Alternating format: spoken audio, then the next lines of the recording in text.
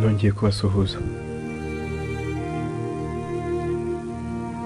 Reka mbanze nshimire wowe ufashe aka kanya ukaba ugiye kumva episode ya 3 ndetse n'iya 4. Nizere ko uzakunyurwa n'ibyo naguteguriye.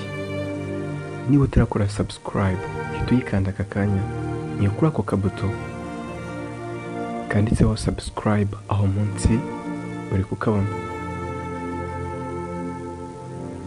Duherukana rero Papa Keve ahamagara umuhungu we amubaza niba akiri Gikondo, gusa umusore yahise amusubiza ko ari mu nzira ataha.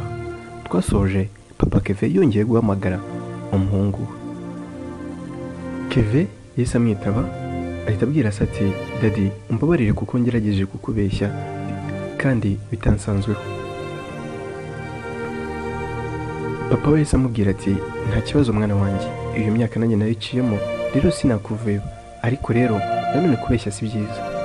Uwo ni Nicole muri kumwe sesha, ngaho mumpe usuhuze." Keve ati "Murakoze cyane papa, gusa ntabwo ari Nicole turi kumwe, uwo turi kumwe yitwa Muhorakeye, ni umunyeshuri mushya ku kigo cyacu. Muguhe umusuhuze se Daddy." Papa Keve ati "Nta kibazo mumpe." Keve yahise ahereza telefone Muhorakeye. Muhorakeye ati "Muraho." Papa Keve ati "Uraho neza mwana wa, amakuru?" Muhorakeye ati "Ni meza." Papa Keve ati nuko ngaho nsubiza uwo musore, ubwo azakuzane mu rugo uturamutse." Muhorakeye yasubije Keve telefone maze Keve asezera se. Muhorakeye yahise abwira Keve ati "Sha, ufite umubyeyi mwiza n'ukuri." Keve ati "Uyu musaza ahinduka vuba nk'igicu cy'imvura, gusa ubusanzwe arangwa n'urugwiro ndetse n'ubugwaneza." Muhorakeye ati "Disi ndabikunze, ndetse ko ari we wakomoyeho iyo mico ufite." Muhorakeye yahise akomeza agira ati "Reka njye kubaza aho icumbi riri, buriya tuzakomeza kuganira." Tugarutse kuri ba bakobwa ari bo Nicole ndetse na Emerance bari bahagaze mu kigo. Bagiye kubona rero babona Keve na Muhorakeye barasohokanye, gusa Keve ahita asezera uwo mwana. Nicole ati "Byanze bikunze hari ikintu cyihishe hagati ya Keve n'uriya mutindikazi, none ngira inama, nkora iki?" Emerance ati "Erega wihangayikishwa n'ibyo ubona kuko biriya ni biki, ariko ubundi watuje, uriya musore nta gahunda mufitanye, ndumva ugiye no kumubuza amahwemo, boshye ko ari umugabo wawe." Nicole yahise ahinduka mu maso abwira Emerance ati "Koko Eme, ni wowe umbwiye utyo? Burya uranyanga rwose." Emerance yahise abwira uwo mukobwa ati "Ndarengana, ahubwo se ugira ngo hari inshuti nziza ufite nkanjye? Nawe se ko witanga ugakora ibishoboka byose kugira ngo umfashe, nakwanga ngamije iki? Aho sinaba nibagirwa vuba." Nicole ati "Umfasha, hari icyo nshaka ko umfasha, sibyo se inshuti yanjye?" Tugiye ku rundi ruhande mu rugo kwa Keve, mu cyumba cy'uruganiriro hicaye Keve ndetse n'umukobwa w'inkumi. Uwo mukobwa abwira Keve ati "None se washyize kuri chaîne z'amafilime y'Ibihinde nkaba nirebera?" Keve ati "Aha, akira burayobora." Ubwo yavuga telecommande. Papa Keve nawe yahise asesekaraho arabasuhuza ndetse ababaza aho mama wabo ari, nuko bamusubiza ko ari gutera ipasi. Yahise avuga ati "Dudu, reba muri firigo niba nta kantu karimo, nzanire, ndumva icyaka kimereye nabi."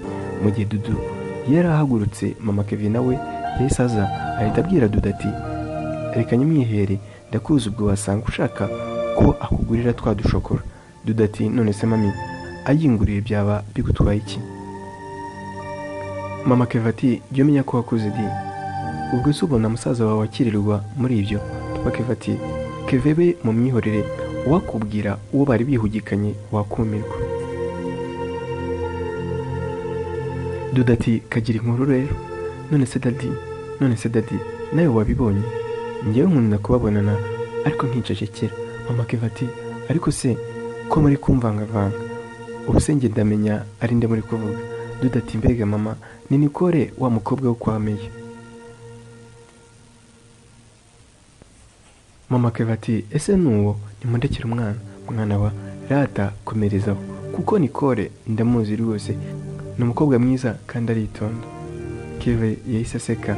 Papa Keve ati "Mbonye icyo mbarusha noneho, uwo mukeka si we rwose, kuko ngo undi yitwa Muhorakeye. Mama Kevin ati Muhorakeye uwo se kandi ni uwahe?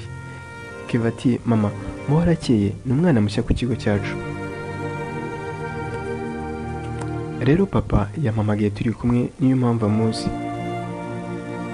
Mama Kevin ati ni uwahe se? Kevin ati yambwiye ko iwabo ari Muhanga mu murenge wa Nyabinoni. Mama Kevin ati none se umukobwa muri icyo cyaro muri gupanga ibiki? Nyabinoni koko? Papa Kevin ati ariko mama Kevin, Nyabinoni kuba ari mu cyaro si ikibazo ku buryo wabuze umuhungu wawe kuganira n'umuntu uhakomoka. Mama Kevin ati nguze ikibazo gute atari ikibazo? Ubwo se urumva yagiye kumenya aho hose nta kintu kibyihishe inyuma? Papa Kevin ati niyo cyaba gihari ariko kitabangamiye umuhungu wanjye ndumva nta kibazo cyaba kirimo. Mama Kevin ati papa Kevin, uyu muhungu azarongora Nicole, rero nta mpamvu yo guta umwanya ajya mu bandi kandi umukunzi wahari. Papa Kevin ati ariko mama Kevin, iby'umukunzi w'umuhungu wawe ntiwakabyinjiyemo. Kevin, uzahitemo uwo uzashima, ndagushyigikiye. Tuvaho twerekeze mu kandi gace aho Emerance ari, yicaye ku ntebe ya rujora, ni ukuvuga intebe ndende ikozwe mu rubaho. Imbere ye hari igikapu, ari kuzinga imyenda ayishyira muri icyo gikapu. Aho yari ari hahise haza umubyeyi uhetse umwana, aramubaza ati kuri gutekera iyo myenda ugiye he? Undi ati Nicole hari ibyo yansabye ko namufasha, ubu rero nibyo ngiyemo mama. Mama Emerance ati Nicole yagusabye kumufasha ibiki bituma utekera imyenda ingana icyo? None se ko wagurutse nturaraho? Undi ati mama, Nicole yansabye kumufasha rero sinari kubyanga. Umubyeyi ati yagusabye ibiki? Episode ya 4.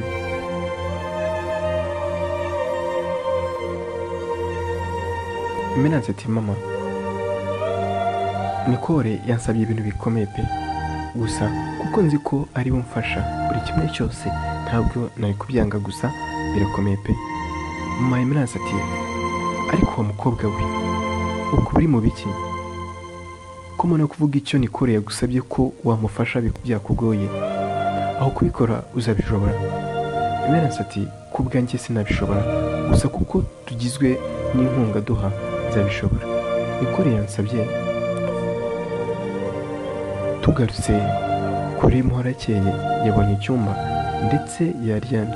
Nka saa 7 z'ijoro yumvise telefone ye bisona, arebye asanga ni ukuvuga igihe uregera muri telefone cyangwa ikindi gikoresho ugamije ko icyo kintu kiza kugukangura isaha wateganyije igeze.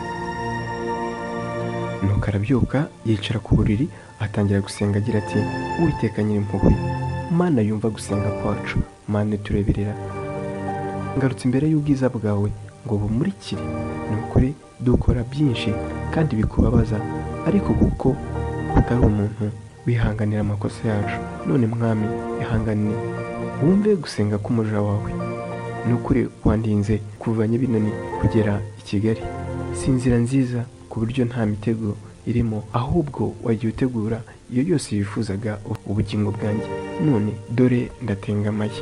Uwiteka, ndagushimira kubw'ubufasha wanyoherereje, ni ukuri byari bikomeye ku muntu nkanjye kuba nawe kugeza hano, ariko kuko ibintu byose byawe biba bipanze neza wangobotse, rero nabyo ndabigushimiye kandi uha umugisha uriya mugaragu wawe.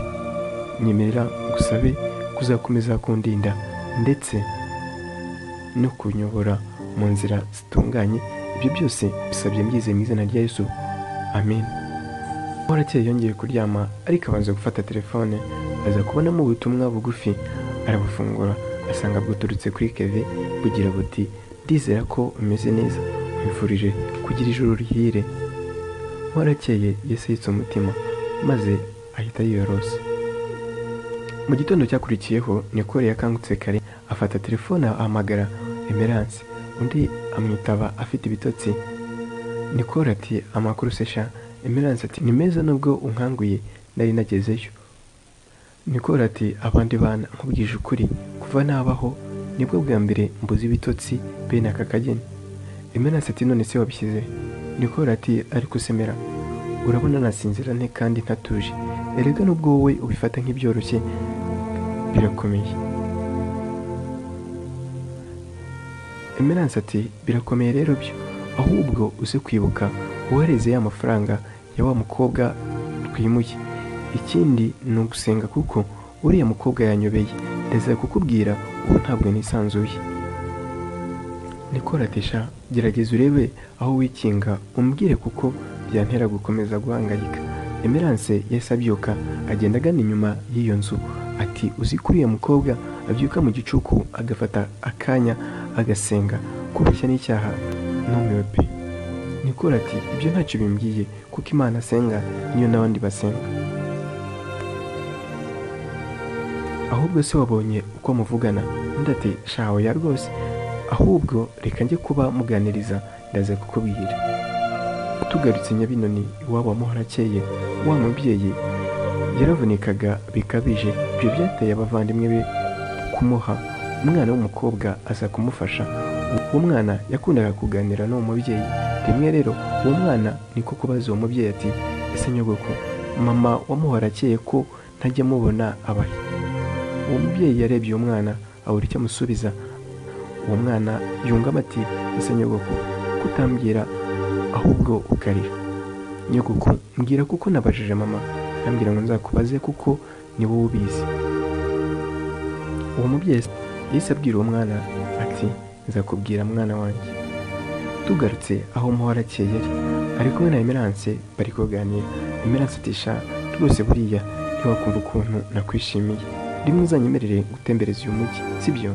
Muhorakeye ati uyu mujyi ko nabonye uteye ubwoba, gusa nta kibazo nabonye urakana keza. Nyuma y'amasomo Muhorakeye akenshi wasangaga ari kwiga cyangwa se akaba arimo asoma Bibiliya. Igihe kimwe yari yicaye ku gakingo kari mu kigo. Kevin araza amuturuka inyuma, yashatse kumukanga ariko arisubira. Yakoze mu mfuka w'ipantaro akuramo ururabo arugunya imbere ya Muhorakeye. Muhorakeye yarubonye akebuka ashaka kureba urutayaho, abona ni wa musore, ahita ahaguruka barahoberana. Kevin ahita aca bugufi atora rwa rurabo aruhereza uwo mwari, nuko Muhorakeye aramushimira. Muhorakeye yahise akuramo umupira wo kwifubika yari yambaye awusasa aho hasi, nuko aha ikaze Kevin bicaraho. Kevin yatunguwe n'icyo gikorwa ariko abigira ibanga. Muhorakeye ati amakuru yanyu? Kevin ati sha amakuru ni meza, mu rugo nabo barakomeye ndetse na muzehe yambwiye ngo ngusuhuze. Muhorakeye yabaye nk'uwikanze ati none se muzehe aranyibuka? Kevin ati shara kwibuka cyane, ahubwo se wagusaba akantu gato. Muhorakeye ati ni ukuri biranshimishije, none se muvandi urifuza kunsaba gake? Mbwira numve ko nagashobora. Kevin ati erega ntikigoye cyane, ndifuza kugutumira. Muhorakeye ati untumira hehe? Ugiye gukora ubukwe se cyangwa hari umwana ugiye kubyara muri batisimu? Kevin ati muri ibyo byose ntacyo ngiye gukora, ahubwo ndifuza ko ku munsi nizihizaho itariki y'amavuko yanjye wazaza tugasangira ibyo byishimo. Muhorakeye yahise azana amarira ku maso. Kevin yaramutunguye cyane ati Mana yanjye ubaye iki se? Muhorakeye ntushaka kuza se basi? Muhorakeye yahise yihanagura amarira areba mu maso Kevin, nuko abwira Kevin ati iyo numvise ibintu bijyanye n'isabukuru nibuka ko aribyo byatumye mba imfubyi kandi nabigizemo uruhare. Kevin yahise atungurwa nawe, nuko abwira umukobwa ati ngo muki Muhorakeye wabigizemo uruhare ute? Muhorakeye yahise abwira umuhungu ati mama wanjye yitabye Imana uko nari ndi kuvuka. Papa wanjye bamuhamagaye bamubwira iyo nkuru mbi kandi yari atwaye imodoka ngo ihita ita umuhanda, nuko data nawe ava mu mubiri atyo. Bagiye umunsi umwe kandi iyo mama ataza kumbyara ubu aba atengamaye, none namukozeho. Muhorakeye yahise asuka amarira. Kevin nawe byaramubabaje cyane, nuko ati disi birumvikana, gusa si wowe wabiteye kuko ntabwo ari wowe wamwishe, rero wikwishinza ibyo utakoze. Mu buzima turavuka, ariko buriya iyo umuntu avutse aba anatangije itariki azapfiraho. Iyo tariki ntashobora kuyirenga. Ikindi rero buri wese aba afite icyo azazira. Buri yuko byagenze niko byari biteganyijwe. Ngaho ihangane muvandi, none se uzanyemerera uze? Ku rundi ruhande Dudu na Nicole bari kuganira.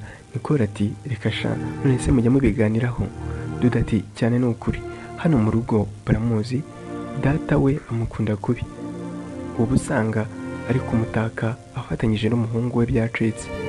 Nicole ati sha ndumva byararangiye pe, nshatse nakwituriza ubundi nkiyakira. Dudu ati ntibyarangiye, ahubwo ndifuza ko wazaza mu kirori kizabera hano mu rugo, gusa n'uwo mukobwa azaba ahari. Nicole ati ibaze ni ukuri, ubwo se yatumiwe nande? Undi ati yatumiwe na papa, gusa mama ntibyamushimishije kuko mbona yikundira wowe. Nicole ati nungutse igitekerezo kandi nkeka ko kizamfasha gukemura ikibazo mfite, ahubwo reka nkubwire uko kimeze. Ese icyo gitekerezo kizafasha Nicole gukemura ikibazo afite ni ikihe?